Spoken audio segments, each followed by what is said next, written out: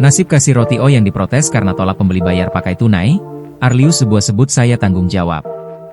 Arlius Sebuah, seorang pengacara yang berani mensomasi gerai Roti O terkait menolak transaksi pembelian secara tunai akan bertanggung jawab jika karyawan tersebut dipecat. Sebelumnya, Arlius Sebuah mendatangi langsung kasir outlet Roti O di kawasan halte busway Monas yang menolak pembayaran pembeli seorang lansia.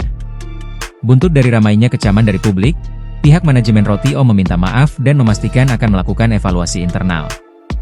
Menanggapi kekhawatiran netizen bahwa karyawan yang terekam dalam video viral tersebut akan dikenakan sanksi, Arlius Sebuah memberikan pernyataan tegas melalui akun media sosialnya.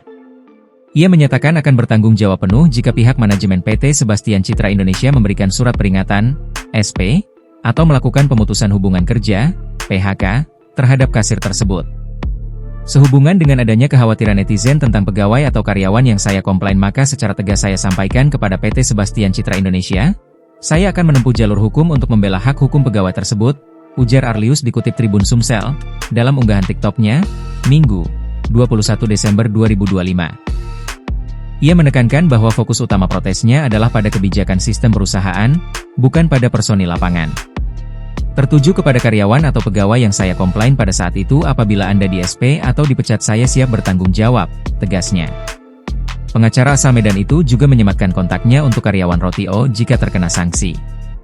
Dalam kolom komentar menunjukkan dukungan publik terhadap karyawan, dengan pendapat bahwa pegawai tersebut hanya menjalankan aturan yang dibuat oleh pemilik gerai dan tidak seharusnya dikorbankan.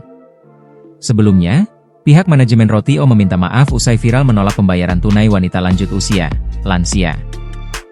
Roti O, lewat akun Instagram resminya, menyampaikan permohonan maaf buntut kejadian tersebut. Manajemen mengakui terjadi kegaduhan buntut penolakan pembayaran tunai dari seorang nenek-nenek. Pihak Roti O juga memastikan akan melakukan evaluasi. Download Tribun X sekarang, menghadirkan lokal menjadi Indonesia.